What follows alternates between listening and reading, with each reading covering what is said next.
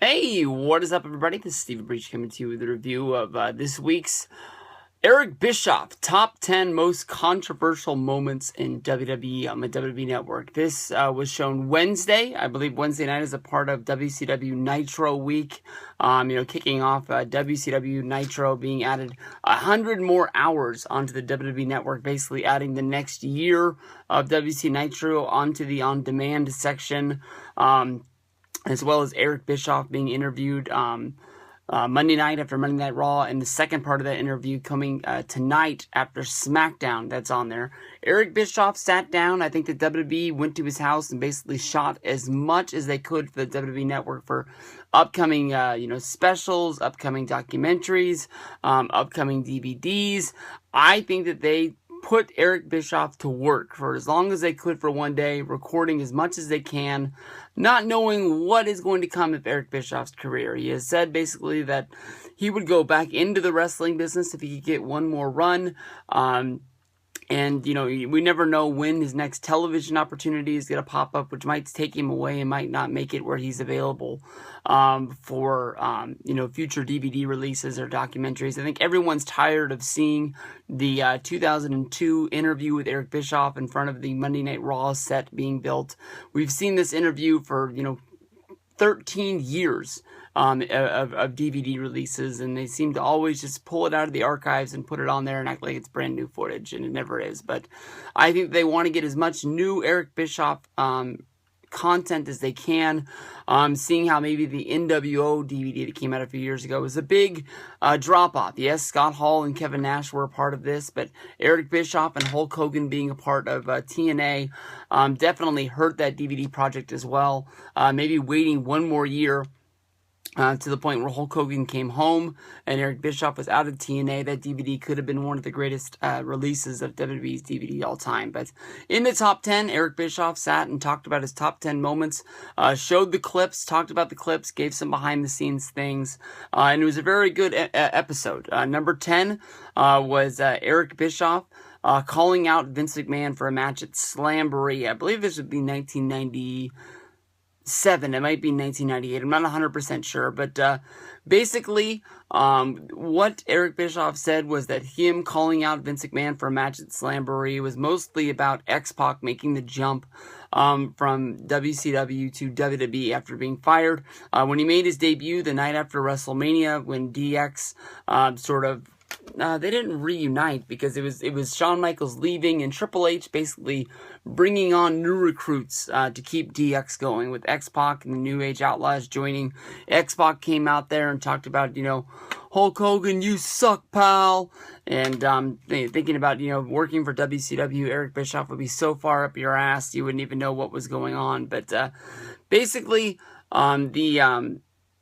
Vince McMahon and Slamboree match was supposed to be held at Slamboree, which was WCW going to the Northeast and having a match, and it was so-called Vince McMahon's backyard. Eric Bischoff called out Vince for a fight. No one knew what was going to happen, so basically it was shocking. No one knew was Vince going to show up. Basically, Hulk Hogan has gone on the record of going and telling Eric Bischoff to his face that you don't know what you opened up. Vince is a guy that loves confrontation. He's not going to let himself be shown up, and there's a good chance he might show up for this fight. It turns out that Vince released a statement a few days before the pay-per-view was going to happen, trying to get word that anybody that might buy Slamboree in order to see this match wasn't going to see it, but he did challenge Eric Bischoff to a fight in any parking lot that could be set up. He basically said, anytime, anywhere, just not on your show where you're going to make money off of it. But I do remember this was a big talk of the town for Vince versus Eric. Some people thought it was really going to happen. Number 9 on the list was a WCW Nitro moment. No, I apologize. I read it wrong on the list. This is actually a Monday Night Raw moment, which is basically where Vince McMahon told Eric Bischoff that he had to shake up Monday Night Raw within 1 month or he was going to be fired. Basically, Eric Bischoff thought that Stone Cold Steve Austin was only going to be the only man that was going to be able to do that. So he went down to Texas in order to try and find Stone Cold, where He was going into bars, and basically people were starting brawls with him because he wasn't from around there, and he was trying to find Austin. And it was a quest, making people hungry of, was Bischoff going to be able to find Austin and bring him back to Monday Night Raw. Number 8 was Eric Bischoff going on Smackdown as a part of the Halloween party, dressing up as Vince McMahon, and at the end of the show, calling out Stephanie, saying that he was going to be the one who was going to sign Scott Steiner to an exclusive Monday Night Raw deal.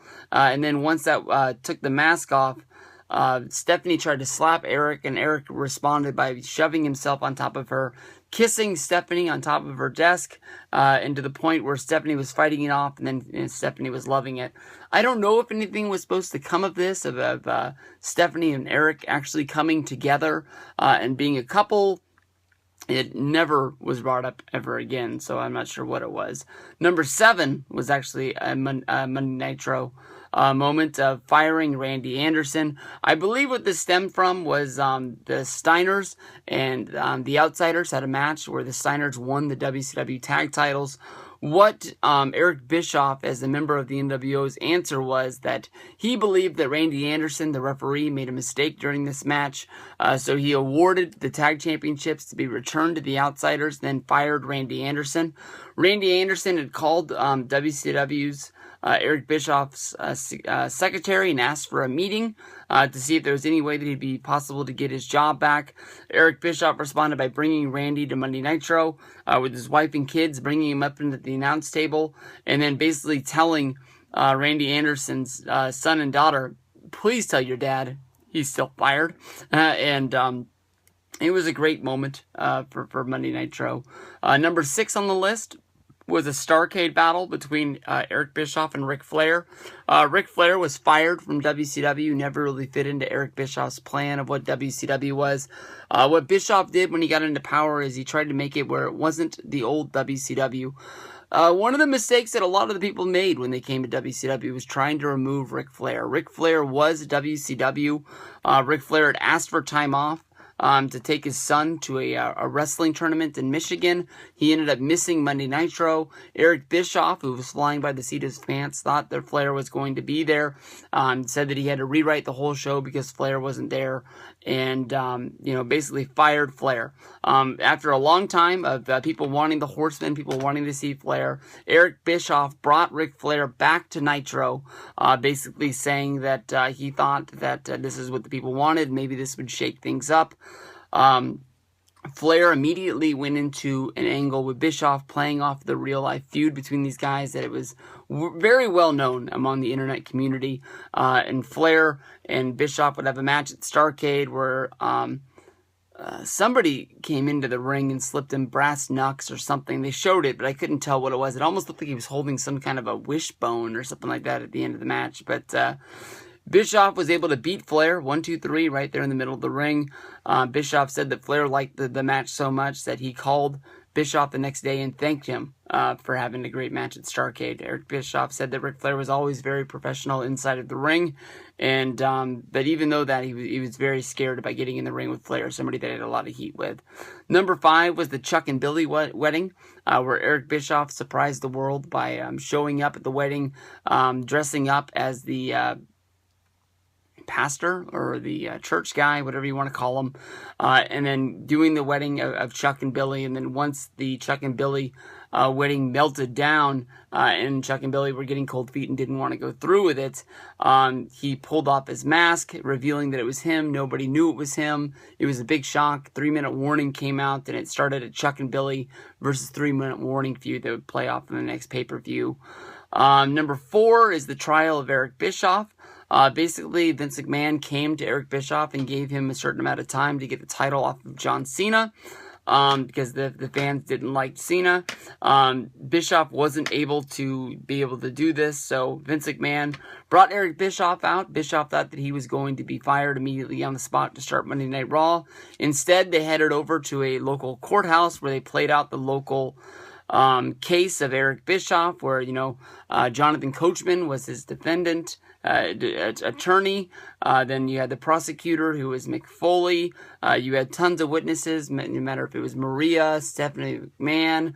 I remember that Chris Masters was the bailiff, Vince McMahon was the judge, and in the end, it played out in the middle of the ring with Eric Bischoff being found guilty. He was hit with a big FU from John Cena, and then Vince McMahon carried him out, put him in the back of a garbage truck, smashed him down with the rest of the trash, and drove him out of the arena.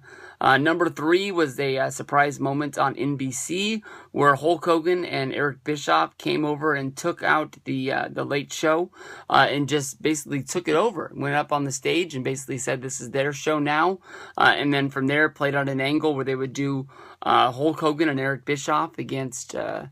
was it DDP and Jay Leno? I can't remember who Leno's opponent was, but horrible match, horrible payoff. I'm surprised that he put this that high on his list. Surprising how a lot of people think about Jay Leno in the wrestling business, but I guess they raised a lot of money for charity. I don't know if they bought any pay-per-view buys off of it. Maybe I need to read the death of WCW again, but very bad moment for WCW, coming off the back-to-back months of having stars in the main event, instead of having actual wrestling people and building people within your company, but it was what it was. Number 2 on the list was Eric Bischoff joining the NWO, which in my mind, before seeing this, I thought it had a better payoff, but basically people wanted to see Roddy Piper after he came at, I believe, Halloween Havoc, after a Macho Man versus Hulk Hogan match, and came out and challenged Hulk Hogan to a match, and then Bischoff kept going on television saying that he was trying to sign Piper to WCW, but one thing led to another, where Bischoff went out to the ranch in Portland, and Piper wasn't there, and then there was times when the attorney was holding things up, and then basically Piper just showed up out of the blue on Nitro, surprised Eric Bischoff, came down to the ring, called Bischoff a liar, and then the NWO came out and attacked, and basically Hulk Hogan told the world that Eric Bischoff was the man behind the scenes running WCW. And then from there, number 1 on the list was Eric Bischoff's WWE debut, which did shock the world. Nobody saw this coming. We all knew that we were going to be getting a new Raw general manager, but I don't think anybody knew who it was going to be. Honestly, it was very surprising to see him on Monday Night Raw, but I've always thought that instead of doing the backstage promo with Booker T and Jonathan Coachman and Eric Bischoff walking through the set and shaking Booker T's hand and Booker T reacting, did I see what I just saw, or whatever Booker T's old thing used to be, that you just should have done the reveal with Vince on the stage. But maybe this was a big plan. They go to commercials, friends call all their old friends who haven't seen wrestling or aren't watching wrestling at the time, tell them to turn on Nitro. Eric Bischoff was just on. They think he's going to be the new general manager of Raw. Maybe they thought that was going to create a channel-changing boom with everybody changing the channels. Very fun. Top 10. I gotta watch the DDP one now, but for only 30 minutes, I was entertained for the whole time. So thumbs up to the WWE Network. Thank you for the Eric Bischoff Top 10 controversies.